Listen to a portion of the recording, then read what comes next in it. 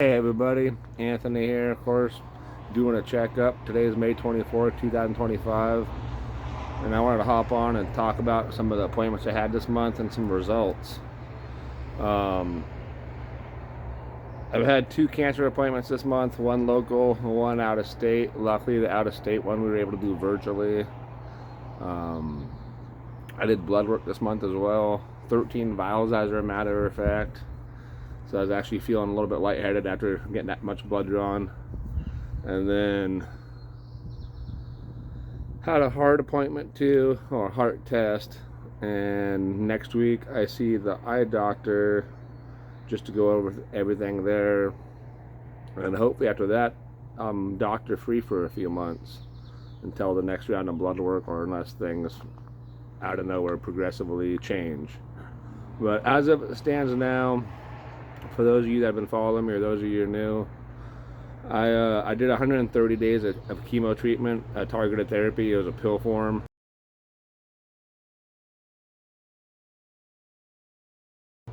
That was from later 2022 to January 31st, 2023. It was 130 days straight. The chemo that I was on, the type of chemo I was doing, actually made the cancer worse, and the cancer spread further throughout the liver during the regimen of chemo.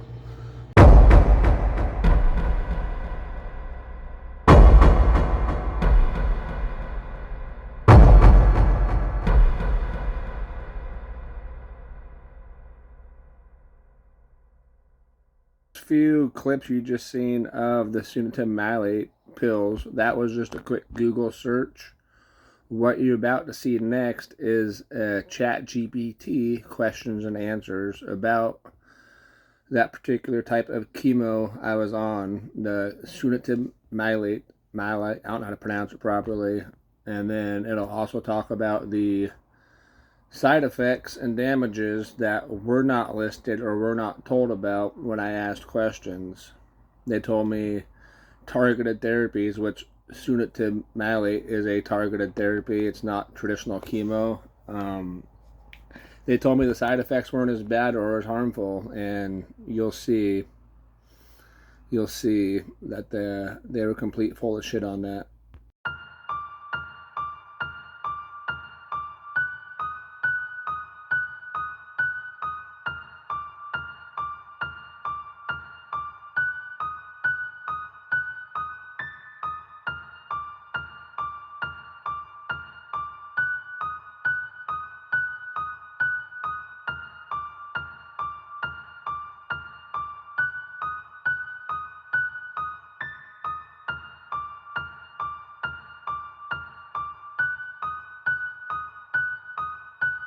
So now that you see the Chat GPT list for side effects and the Google list for side effects, I will do a quick rundown about the side effects I had.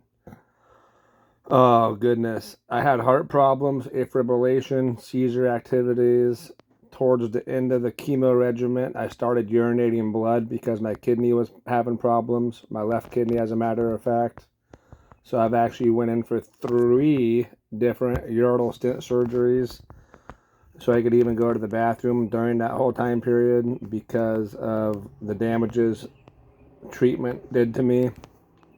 I actually spent 10 months pissing blood daily, which wasn't any fun.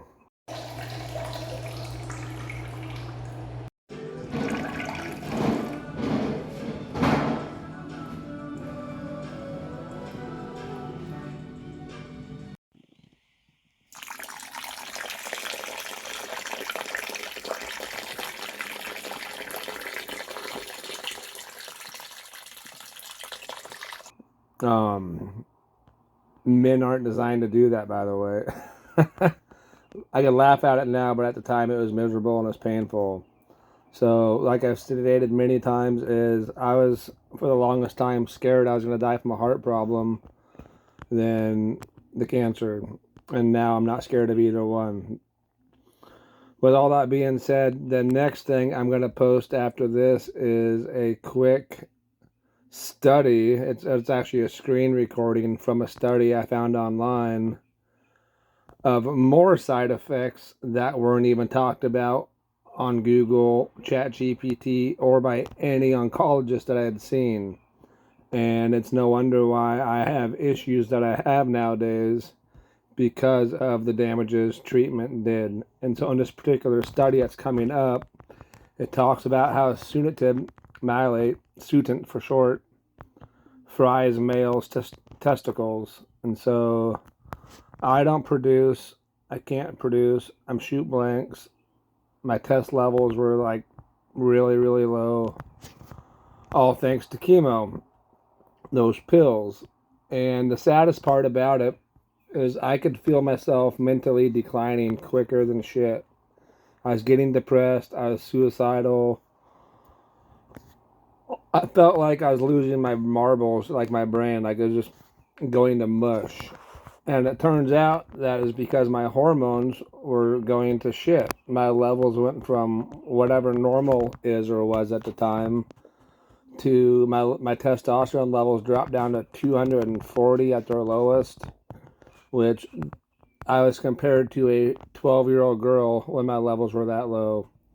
Well, it's no wonder why I had mental issues. It's no wonder why I was suicidal and emotional and all this other stuff, because that targeted therapy fried my balls, fried my hormones.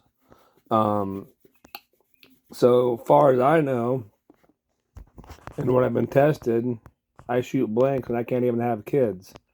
So that in itself should be a lawsuit, because the doctors took away my rights to have children by putting me on a substance that fried my testosterone, that fried my testicles.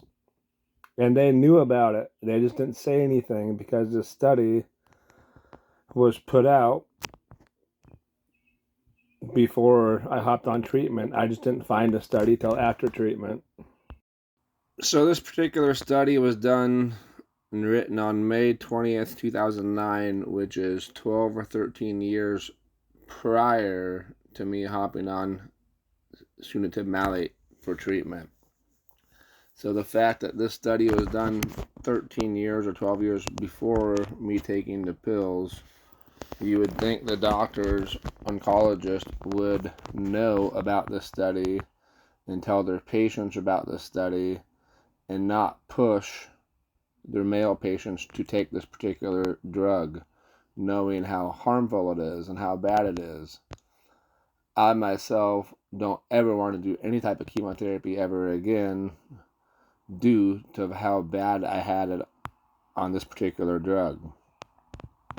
What's even worse is after I quit treatment and quit this drug, I had an oncologist, I'm not going to mention his name, try to peer pressure me and force me back into taking the same fucking drug over again. And I told him no. We got in a big argument, and no longer does he work at the cancer center, and no longer do I see him. Let's ask ChatGPT about that study.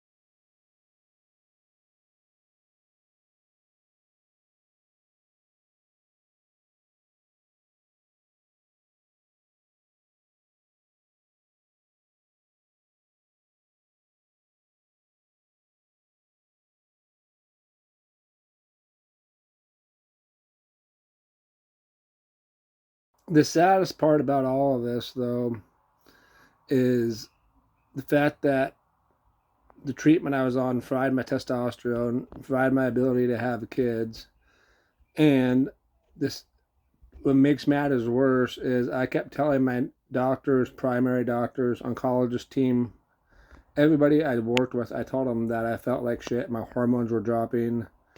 Not one person cared to check my hormone levels. I had to pay out of pocket to see a naturopathic doctor to have them check my hormone levels to tell me that my balls were fried and my balls don't produce testosterone.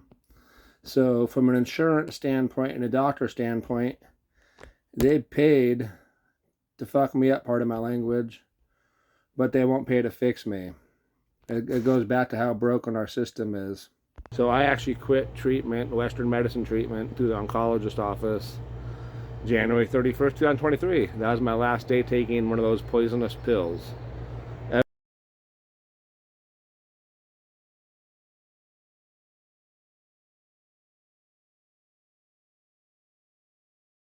Ever since then, I've been doing and learning the metabolic approach, trying to fight this stage 4 GIST cancer naturally, which I've been told since day one, I have a death wish for fighting it naturally.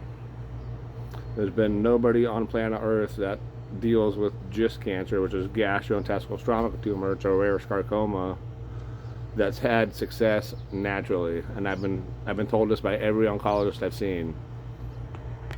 So with all that being said, as I've been told, I have a death wish for fighting naturally. What's funny about that is, as I've been natural fighting this disease I deal with, I have learned through trial and error on what food groups affect the cancer tumors and what food groups don't affect the tumors. So I haven't actually been carnivore based now since September 1st, 2023. So almost 2 years, I think 20 months now, carnivore based, or just shy of 20 months. I don't know the math real quick. With that being said though, before chemo, my blood work was okay. During chemo, and of course shortly after, the blood work wasn't very good. And now being carnivore based, blood work is getting better and better.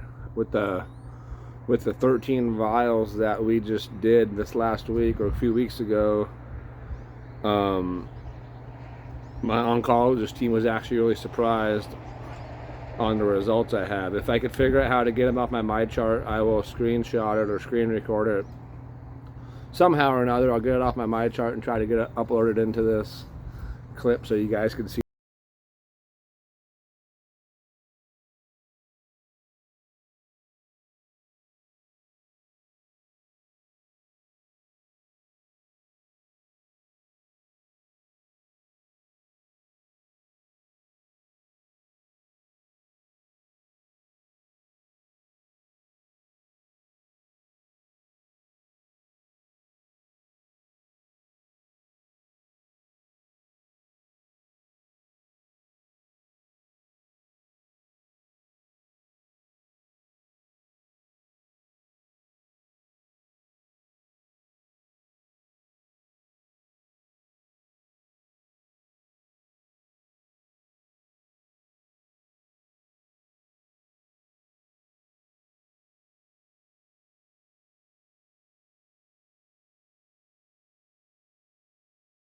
As far as the MRI imaging goes, the tumors that are inside of me are the same size as they were 6 months ago. So in 6 months, I've had no growth, I've had no shrinkage. Stable, basically, is how it's interpreted. Initially, I was a little bit depressed with the news saying I was stable. I was really hoping for more shrinkage because I have had success having tumors shrink in the past.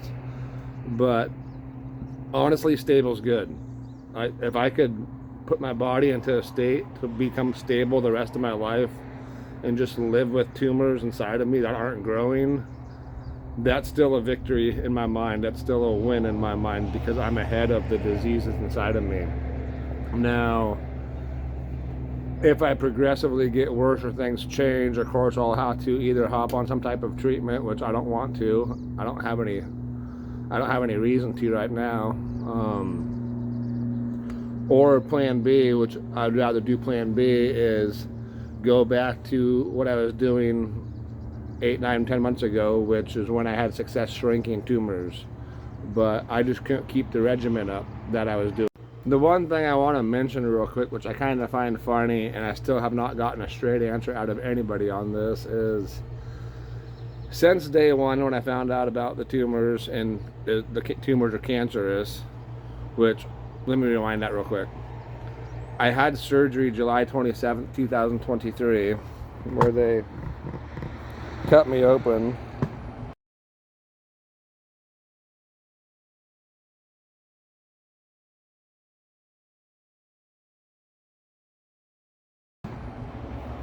I got about a quarter to a third of my internals removed, stomach and intestines, and a tumor that was slightly bigger than a softball. I don't remember the measurements offhand, but it was pretty decent sized. And it wasn't until a month and a half after surgery when I found out the tumors were cancerous. And I've been through, I think, 11 oncologists total. Some were temporary, some I didn't get along with, and some retired. So, perks of living in a small town, I guess. The medical staff, you get what you get, which is, I'm blessed to have what I have. What I was getting at is, I've been told since day one, I can't beat the cancer naturally. Nobody can. And the type of cancer I deal with and the type of mutations within the cancer I deal with is smart enough that it could turn on and turn off when it wants to and how it wants to, and that my lifestyle and food choices have nothing to do with the cancer growth. So what I find really funny about them telling me the cancer is smart enough it could activate and deactivate when it wants to, and my lifestyle and food choices have nothing to do with it, then how come in the very beginning of this journey, when I got the diagnosis, I was going in for every 3-month intervals for screenings to see what was going on? And then once I started learning about diet, exercise, nutrition, supplements, fasting, and all the metabolic approach that I'm doing, oh, all of a sudden tumors aren't growing anymore. Oh, now you don't need to be seen for every 6 months, which is a blessing. But what's sad about it and funny about it is, from the time I was 26 years old to 31, the tumor that was surgically removed at 31 years old, that tumor, well, 30, almost 31, I guess. That tumor was the size of a pea. I'll see if I can find the measurements and put it in there. And in that 5-year time period, from 26 years old to 31, that tumor went from pea size to softball size in that 5 years, and spread from location A, which was the stomach and intestines, to the liver, which is location B, which is why it's stage 4. So in that 5-year period, if the tumors got worse, or if the tumor got worse and grew and spread, why now? Oh, it's okay for Anthony to go 6 months without screenings because the cancer's smart enough it can activate or deactivate when it wants to. To me, that makes no sense. With all of what's being said, though, I did ask the doctors, or oncologists, both of them. I asked them if they'd recommend me to go back to a 3-month trial of going back to standard American diet and a shitty lifestyle, and going for a new screening in 3 months to see where the tumors are, to see if they got worse. If I let myself go, like most of America does. And both oncologists said, it's your body, your choice, but we wouldn't recommend it. I wouldn't change with what's working, which makes me feel good that what I'm doing is working, which they have not seen this before, is what I've been told. But at the same time, I'm a firm believer that I know what I'm doing, and if I let myself go or don't control what I eat, it's going to reactivate the cancer. That's my opinion on it, but the only way to truly test that theory is do it. And is the risk worth the reward? The final thing I want to talk about real quick is with the heart. I don't know if you guys know this or not, because I don't remember if I've mentioned it.